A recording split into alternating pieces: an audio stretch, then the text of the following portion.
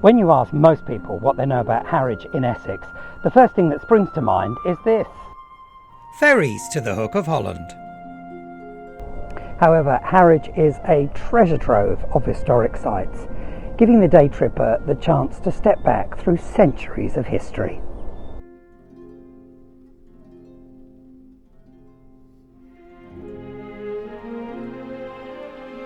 Harwich sits on the mouth of the River Orwell and the River Stour, and is located directly opposite Felixstowe.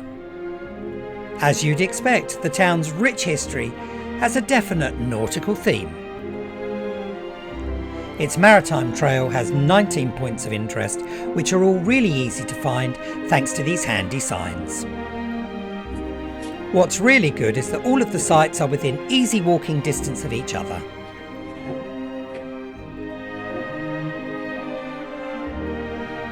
Along the trail you'll find the low and the high lighthouses, both constructed in 1818. The low lighthouse currently houses the Harwich Maritime Museum, small but perfectly formed. You'll also find the treadwheel crane built in 1667 for the naval yard. As you continue your meander along the seafront, you'll find the RNLI Museum. Climb the 90-foot to the top of the high lighthouse, they said. I said, don't worry, we've got a drone. Thank heavens for modern technology. Harwich is no stranger to famous residents or visitors like this lady behind me. Good morning, Your Majesty. Might be in trouble. Queen Elizabeth I came to inspect the town's shipyard in 1561. The famous diarist and secretary for the Navy, Samuel Pepys, was MP for Harwich between 1679 and 1685. And just behind me is the house of Christopher Jones, possibly Harwich's most famous resident. He was indeed the master and part owner of the Mayflower, the vessel that in 1620 sailed to the New World, taking the Pilgrim Fathers.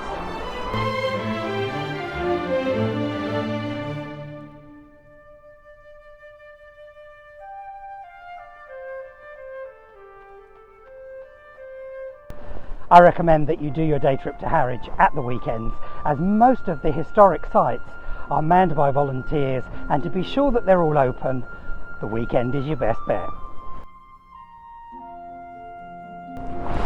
It may not be a Banksy, but it's not alone when it comes to adding a little splash of colour and character to the town. You don't have to walk far around town before you find some fantastic street art.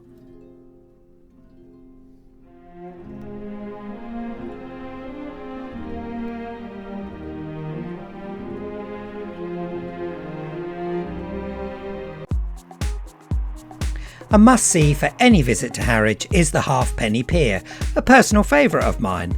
You'll find a visitor centre, an exhibition about the Mayflower, and a small cafe in which to enjoy a cup of tea. There's a monument to commemorate the Kindertransport that brought Jewish children from Germany to the United Kingdom in December 1938. You'll also find the famous boat that rocked, the LV-18, moored alongside the Halfpenny Pier. Pirate radio fans, eat your heart out. Thankfully, there is no shortage of watering holes in Harwich, so you're unlikely to be thirsty for very long. Time for a spot of lunch, methinks. Back in the day, there were more than 80 pubs in Harwich. Today there are at least 10, and I've chosen my favourite of them all, the Alma.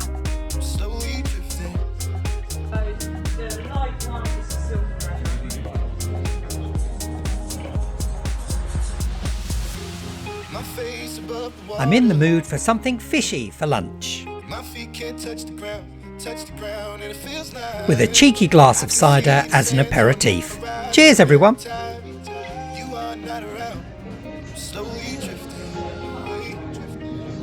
Freshly caught local crab, delicious.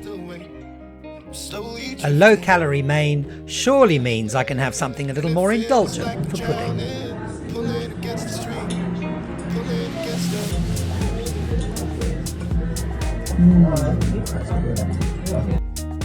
Time to hit the streets and burn off that brownie.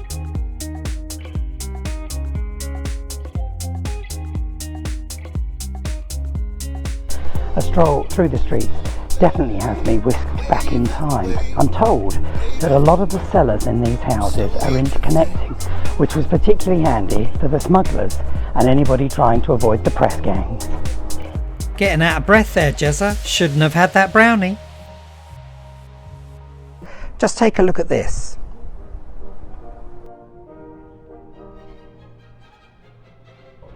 I am at a Napoleonic fort known as the Redoubt Fort. The fort was constructed in 1808 to protect the nearby port. It's easy to see why they actually chose this location to protect the boundaries of Harwich, just in case Napoleon and his forces decided to invade.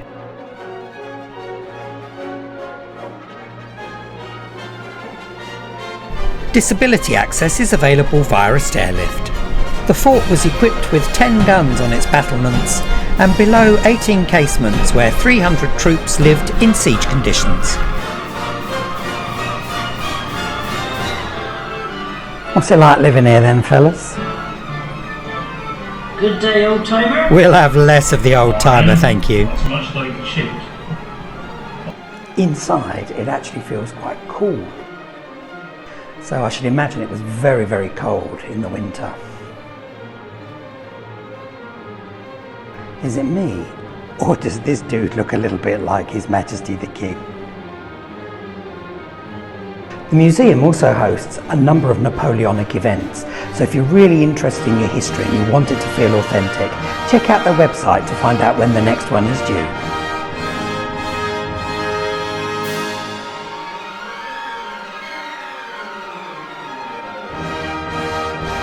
I'm actually embarrassed to admit that I've lived near here for many years, but actually didn't even know it was here. How bad am I? I really like it here.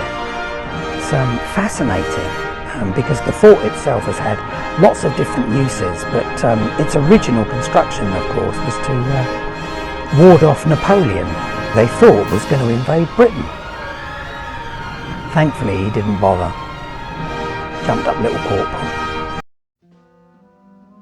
The Redoubt Fort isn't the only military installation in the town. Just a short walk away from the Napoleonic site, you'll find the Beacon Hill Fort. Originally built in the 19th century, it saw use in World War I and was readapted in World War II, retaining the same basic plan.